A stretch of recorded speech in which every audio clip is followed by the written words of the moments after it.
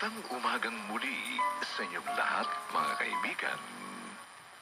Narito na po ang ika-4 na kabanata ng ating tampok na kasaysayan sa linggong ito, pinamagatang Kasalanan Mo Kung Bakit ang Buhay Natin ay Parang Isinumpa.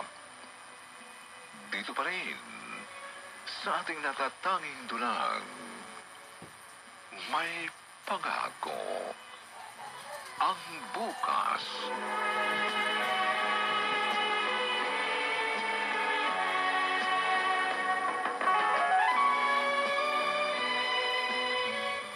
Sagutin mo ako, Carlo. Buti nila sa ospital ang anak ko. Aling Clara, lasing ho kayo? Wala kang pakialam kung lasing ako o hindi. Sagutin mo ang tanong ko. Manganganak na ho si Olivia. Manganganak? Oo. Manganganak si Olivia? Oo. Sino ka pangasawa niya? Hindi ko alam. Tinulungan ko lang si Lola Perla na madala si Olivia sa ospital. At maliban ho doon, wala na akong alam. Wala po akong ibang masasabi sa inyo. Saan ospital? Nasa si Olivia? Aling Clara, baka ho magalit si Lola Perla kung isasama ko kayo Ay, hayaan mo siya magalit. Kailangan makita ko si Olivia. Samahan mo ako sa ospital na pinuntahan niyo.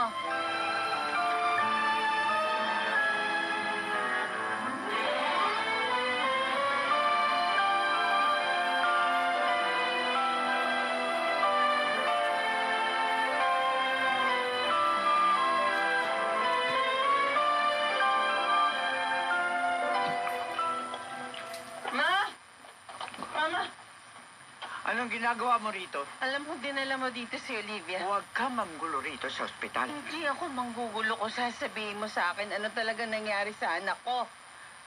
Bakit sa buntis? Ngayon nanganganak. Dahil sa'yo. Dahil sa sama ng loob niya sa'yo. Nakipagtanan siya kahit wala sa panahon. Paano magiging kasalanan ko? Ikaw ang lagi niyang kasama simulat sa Paul. Ikaw ang nagpalaki sa kanya. Tama. Simulat sa Paul. Ako ang kasama ng anak mo. Dahil matapos mo siyang isilang, nagpunta ka sa Japan. Nagpasalin-salin ng lalaking sinamahan. Hanggang nang wala nang kumuha sa'yo, umuwi ka rito. Bumarkada ka naman. Sariling pera kung winaldas ko. Oo, tama. Sarili mong pera na dapat sana'y inilaan mo sa anak mo. Pero winaldas mo sa mga bisyo mo. At kami ng Uncle Roman mo siyang tumusto sa pag-aaral at pangangailangan ni Olivia.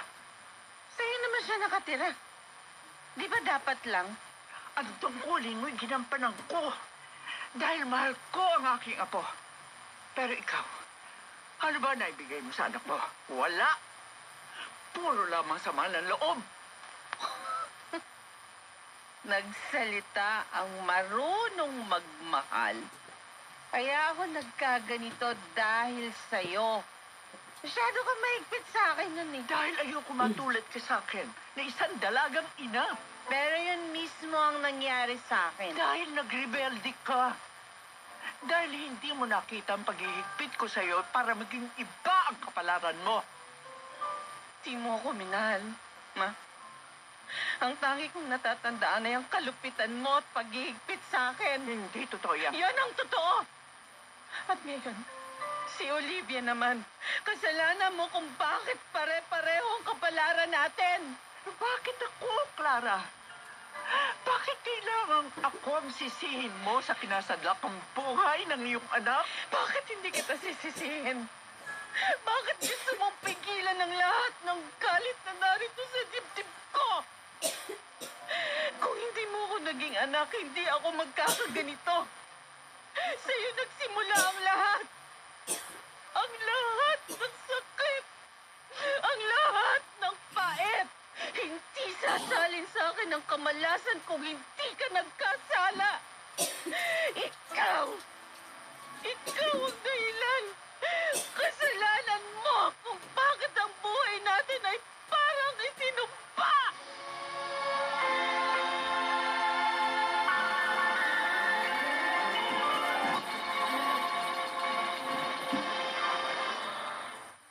Mga pinakamaiinit na balita at usapin. Tatalakayin ng walang halong pagbalik. Kasama sina Karen Oyong at At ngayon, balikan natin ang tampok na kasaysayan sa ating dulang. May pangako ang bukas.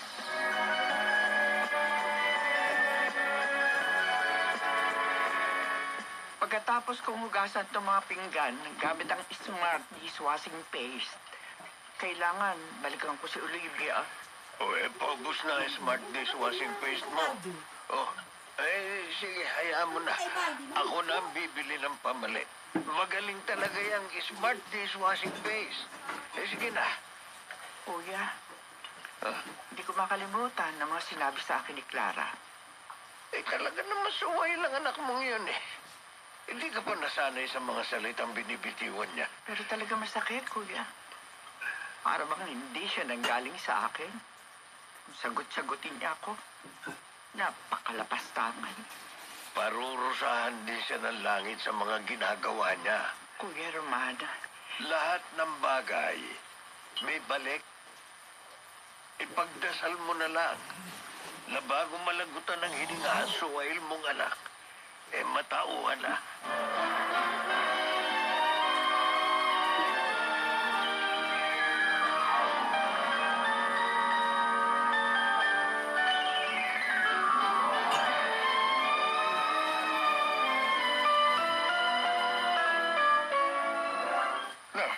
Ang ginagawa mo rito?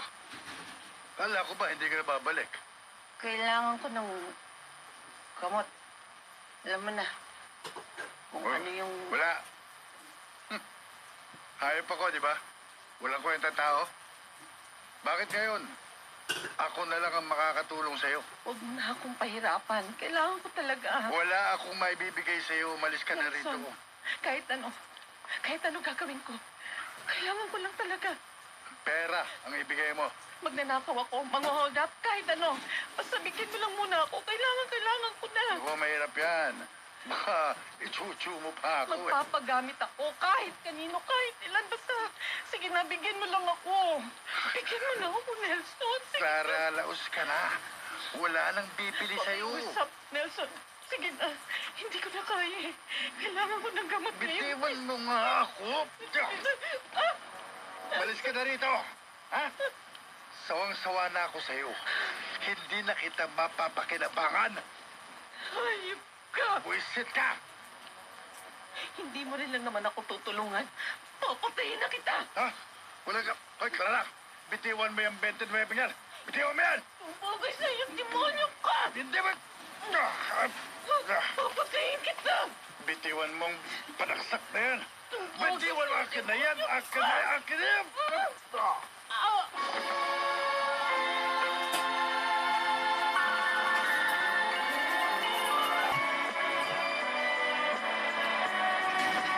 At ngayon, balikan natin ang tampok na kasaysayan sa ating dulang. May pangako ang bukas.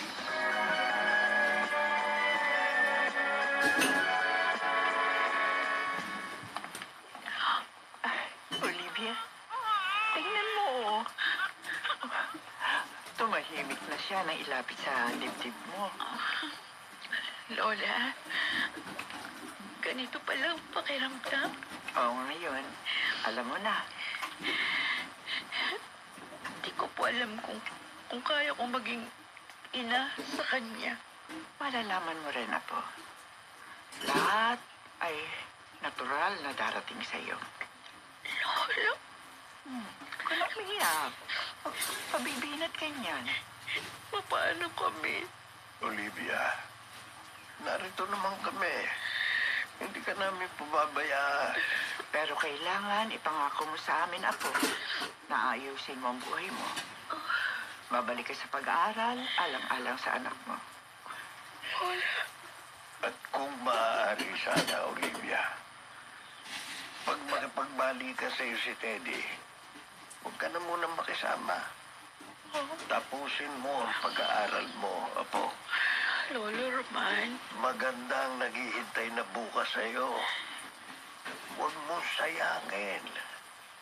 Kung babalik po ako sa pag-aaral, sino mag-aalaga kay baby? Tayo! Tayong dalawa. At kung nasa palengke ang lola mo at magtitinda, maaari mo namang ihatid sa amin tong apo ko sa tuhod eh. Sunduin mo na lang pagkagaling mo sa eskwelahan. Nakakahiya na pong bumalik ako sa school. May anak na ako. O ano? Huwag mong intindihin ang sasabihin nila. Ang mahalaga maging maayos ang buhay mo at ang buhay ng iyong anak. Ay, may kumakatok. Ako na. Sige, mag-usap na muna kayo riyan, ha?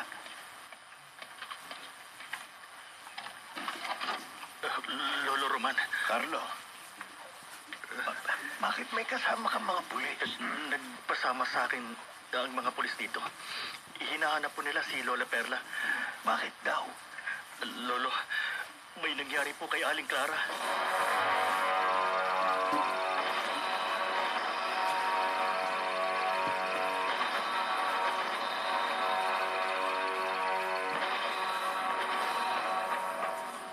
Diyos ko, sana po abutan pa namin siya buhay. Magpakatatag ka, Perla. Kuya, hindi ko na alam ang gagawin ko. Isinugod daw dito sa ospital si Clara. Siguradong buhay pa siya. Ay, naku. Tulungan mo po sana ang anak ko. Eto. Narito raw siya sa ICU. Pero paano natin makikita si Clara kung hindi tayo basta pumasok? Sandali. Sasenyasan ko yung nurse sa loob para magtanong.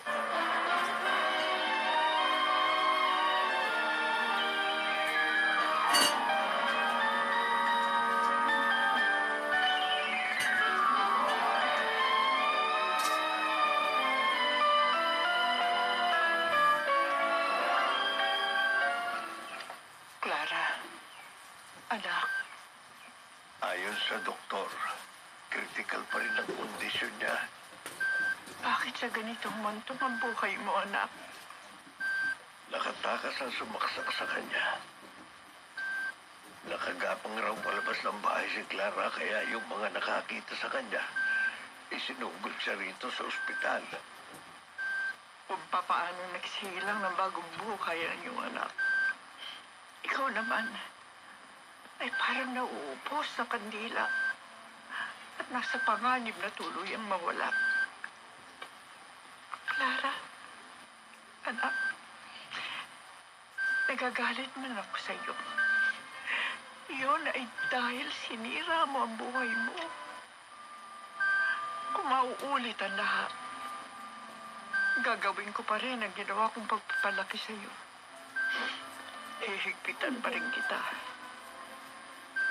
Dahil ganon kitang kamahal.